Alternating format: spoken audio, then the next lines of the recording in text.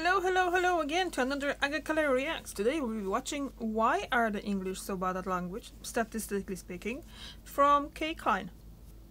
I don't think I've ever seen anything from that channel, so we'll just jump in and just watch. That's kind of interesting topic. Learning languages can be hard. That is whatever the language, but some things make it harder, and one of these is culture. In 2012, in contrast to only 46% of the EU as a whole, 61% of people in the UK were completely monolingual. That's the same percentage as were quadrilingual in Luxembourg. In the UK and many other English-speaking countries, there's definitely a sense of, well, we speak the world language, so we don't need to learn anyone else's. Which partially makes sense. I mean, English is the main language of intercontinental trade, and if you already know that language, that is one reason for learning gone. But it's also true that this is part of an English linguistic chauvinism. I mean, everyone in the world doesn't speak English, do they? But there's still this sense you find among a lot of English speakers that everyone should. So yes, there are underlying cultural and social reasons for this disparity between the UK and other European nations. But 91% of Swedes and 89% of Danes didn't learn to speak at least 2 languages conversationally by believing more in the importance of foreign languages. And if this was the entire reason, how do you explain the similar rates I have of a feeling that the monolingualism in Hungary, second language Italy, is and actually Portugal? English. Last time I checked, Hungarian wasn't the language of international commerce. There are concrete and systematic differences to be considered here, so let's see, why are the English so bad at languages?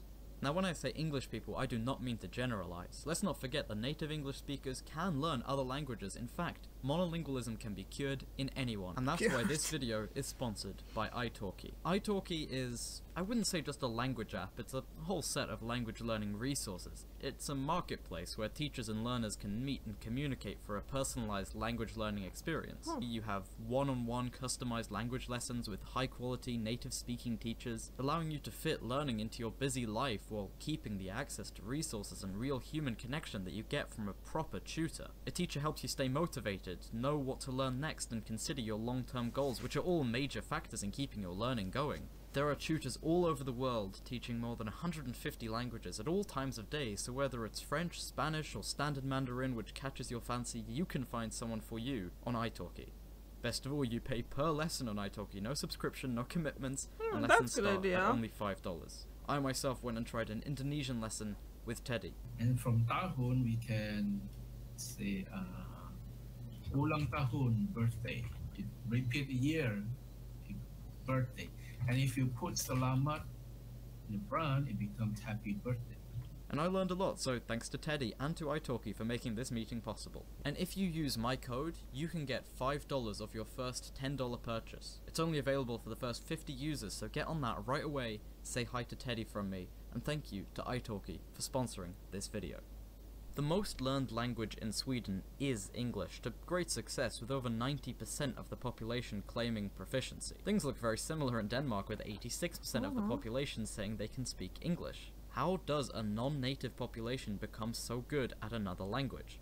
Well, there are a few variables to be considered. The first is exposure, how much people hear a language, and in Sweden, the English language and languages other than Swedish in general are everywhere, which means lots of exposure, which means an easier time learning the target language. I carried out a preliminary study on the prevalence of foreign languages in media by just noting down what languages were prominently featured in a week's television. For Sweden, I used SVT1 and SVT2, and for England, I used the equivalent BBC One and BBC Two.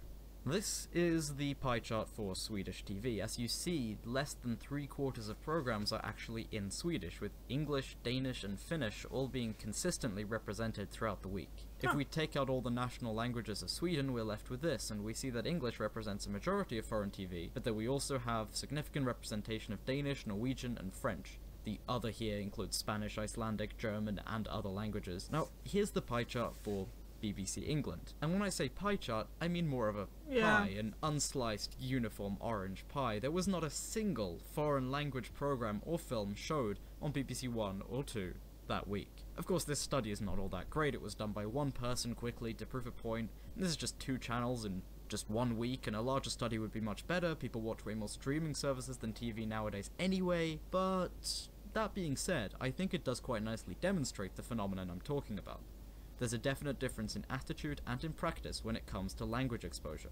This is pretty difficult to change on a societal level. I mean, what policies could you even introduce? A mandatory minimum percentage of foreign TV? Maybe?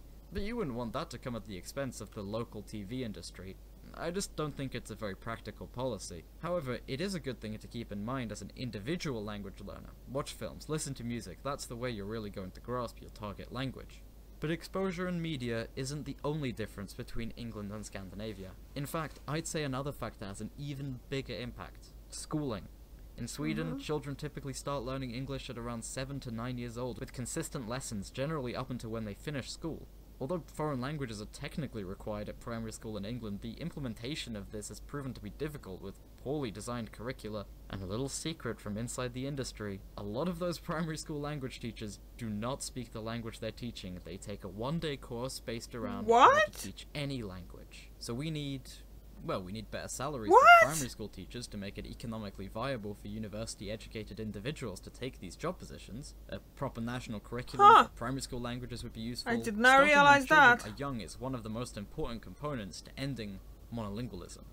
We also have to consider the other end of that. I mean, when pupils are older, getting them to continue their language education into the advanced level as they do in Sweden with English. So let's take a look at GCSEs. GCSEs are an exam-based qualification most pupils in England, Wales and Northern Ireland take at age 15 or 16 at the end of year 11. This is a graph of entries across all three countries, bear in mind, not just England, for second language education, and as you see, taking these GCSEs has decreased massively over the last decade. Though we might be having a little revival right now, it's hard to tell with so few data points. Taking out the line for all second languages, we can see more clearly what's going on here. French and German education has plummeted, whilst the other section goes up and down. Spanish and Welsh have dramatically increased, and Irish has remained a steady little line at the bottom of the chart. The government has introduced the English baccalaureate qualification to encourage pupils to take a language as one of their GCSE subjects, but this has hardly helped. Compared to the rest of UK, those numbers go up, excluding then I have a Scotland. solution for you. Pretty simple, but very controversial. Make languages at GCSE part of the core curriculum again. They used to be, just make them like maths and English. Yep, that whole video just to come to the conclusion, make people learn languages. I mean, we come up with all these complicated excuses about exposure and culture and usefulness, but at the end of the day, we have an education system where people go to school. If we want people to learn languages, why would we need to look any further? Sometimes it really is that simple. Oh, and you'd have to train teachers more.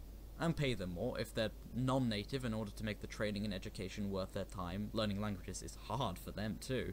Or if they're native speakers, to encourage the educated workforces of other countries to immigrate to the UK. We should consider why we need to learn languages. I mean, it would take a whole video to answer that question. Maybe even my next video. And then there's the question of, what languages should we be learning? Why are some of the biggest languages of the world not on this chart? Like Mandarin Chinese, Indonesian, Hindi, Swahili? What about the biggest minority languages in the UK, like Polish or Punjabi? Okay, maybe it isn't that simple. Maybe we have a lot of factors going into our decisions here and a lot of decisions to make. Maybe education and language were political all along. No, just kidding, don't worry. I wouldn't want to bring politics into everything now. That sounds very boring. Okay.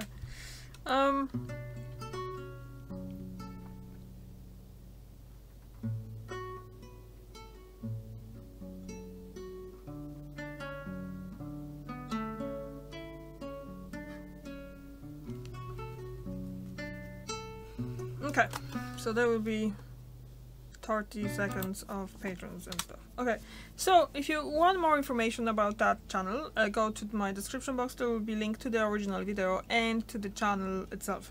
And what you think about it? I'm quite perplexed about the fact that teachers of the languages in UK, the foreign languages in UK, don't speak that language. I thought that would be something that's kind of, I mean, it doesn't have to be like speaking at home, but at least they would be able to, you know, like hold a conversation with another person in the same language. That's something I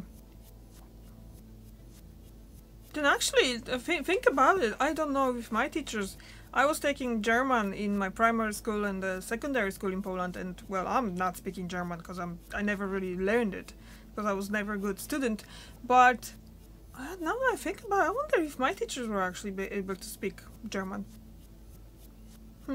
That's interesting. Okay, what do you think? Do you speak second language? My second language, I'm actually speaking to you right now. The English is my second language. And, yeah. Thank you for watching, and I'll see you tomorrow. Bye!